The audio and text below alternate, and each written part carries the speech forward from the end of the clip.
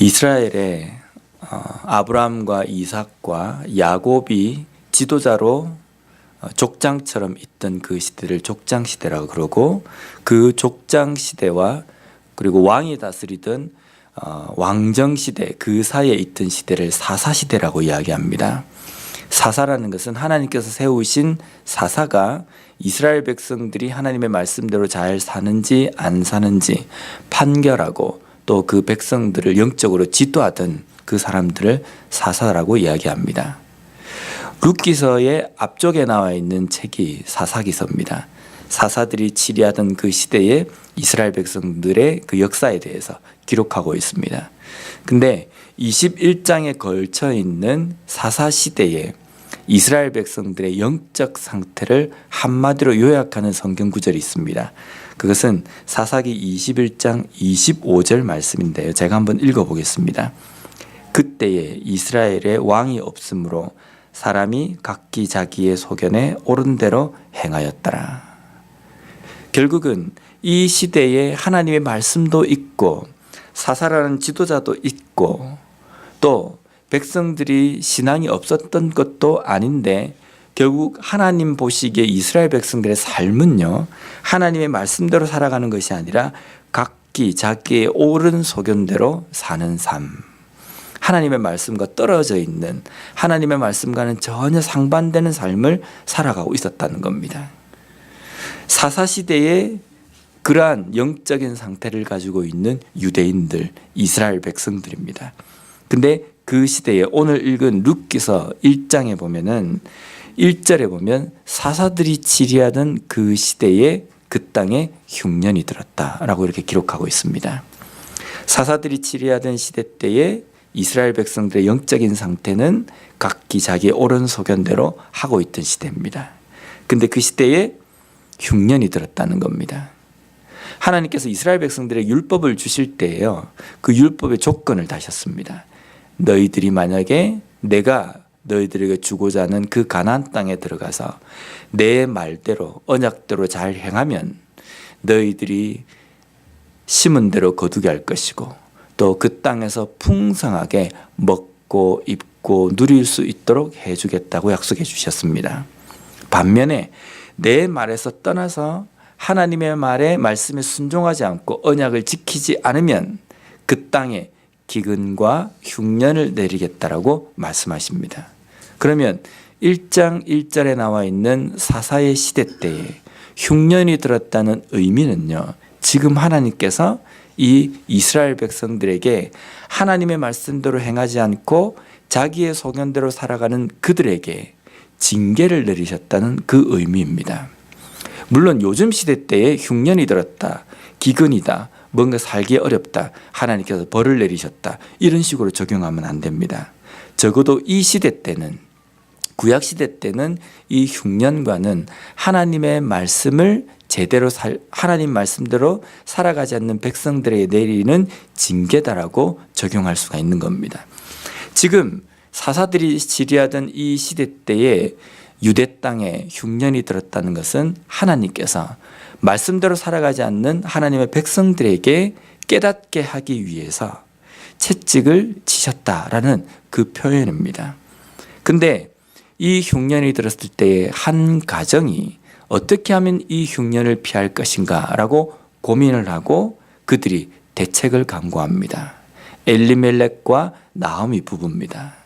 두 아들이 있었습니다. 말론과 기럐입니다.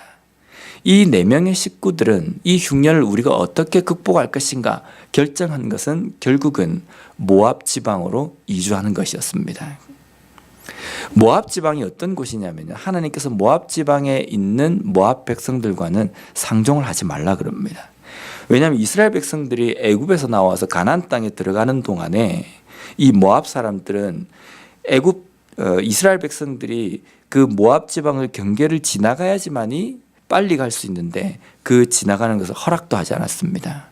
그리고 오히려 시딤이라는 그 지역에서 이스라엘 백성들을 저주하려고 했고 또 이 이스라엘 백성들을 유혹해서 음행을 하고 우상을 섬기도록 만든 장본인입니다. 그래서 하나님께서는 이 모압 지방에 있는 사람들을 절대로 총회에 들어오지 못하게 하라. 이스라엘 백성들의 그 공동체에 들어오지 못하게 하라라고 이야기하셨습니다. 결국은 하나님께서 모압 백성들을 상종하지 말라고 하시거든요. 근데 유대 땅에 살고 있는 하나님의 백성이 모압 지방으로 옮기려고 하는 겁니다. 엘리멜렉 이 가정이 모압 지방으로 옮기려고 하는 이유에 대해서는 두 가지가 있습니다. 첫째는 흉년이 들어있는 유대 땅보다는 살기 좋기 때문입니다. 지금 내가 살고 있는 이 땅이 흉년이 들어서 살기 힘드니까 어디를 갈까 생각을 해보니까 모압 지방을 결정한 것은 모압 지방에 흉년이 없고 먹고 살기 괜찮은 곳이라고 생각되기 때문에 그곳으로 옮기는 것입니다. 둘째는 이 엘리멜렉과 나오미의 가정에 이 두 사람의 삶 속에 하나님의 말씀이 없기 때문입니다. 하나님의 말씀이 없고 눈에 보이는 어떤 좋은 소견대로 결정했기 때문에 하나님께서 가지 말라고 이야기하시는 모압 땅을 선택할 수밖에 없다는 겁니다. 우리가 이 땅의 삶을 살아갈 때 때때로 하나님께서 우리에게 순간순간 매번 우리에게 깨달음을 주십니다. 그 깨달음을 주시는 가장 큰 어떤 교과서는 이 하나님의 말씀입니다.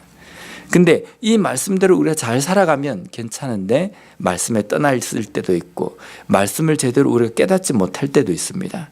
그럴 때마다 하나님께서는 우리에게 어떤 상황과 어떤 문제들을 통해서 깨닫게 하시거든요. 근데 깨달음을 주실 때에 우리는 이 대답을, 이 어려움의 힘든 상황을 때로는 내 앞에 있는 장벽들의 이 문제에 대해서 해결점을 어디서 찾냐면 우리의 눈을 듭니다. 어떤 것이 더 좋은 것일까? 어떤 것이 나에게 편한 것일까? 어떤 것이 나에게 뭔가 이익이 될 것인가? 이것을 먼저 선택하거든요. 그렇게 선택하다 보니까 하나님의 말씀으로 돌아가는 것이 해답인데 내 눈에 보이는 어떤 것으로 결정을 해버리면 그 결정이 좋을 리가 없습니다. 오늘 본문에도 보면 그렇게 결정해서 모압으로 간 이 가족에게 하나님께서는 어떻게 또 징계를 하십니까?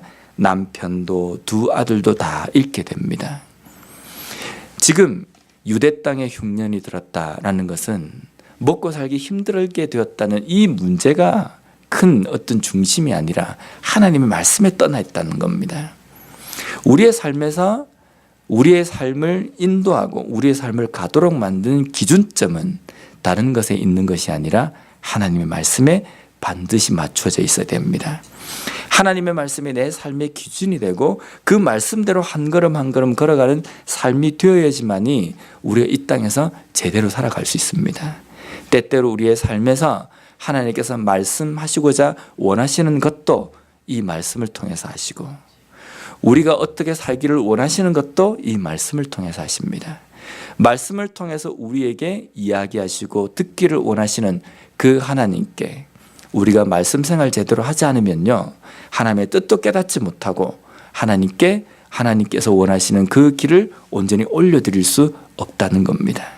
오늘 이 말씀 룻기서 1장에 나와 있는 이 말씀을 통해서 다시 한번 내 삶의 모든 문제들을 하나님의 말씀에서 찾고 그 말씀에서 우리가 온전히 해답을 얻을 수 있는 그런 진정한 그리스도인으로 이 땅의 삶을 살아가는 우리 모두가 되었으면 좋겠습니다.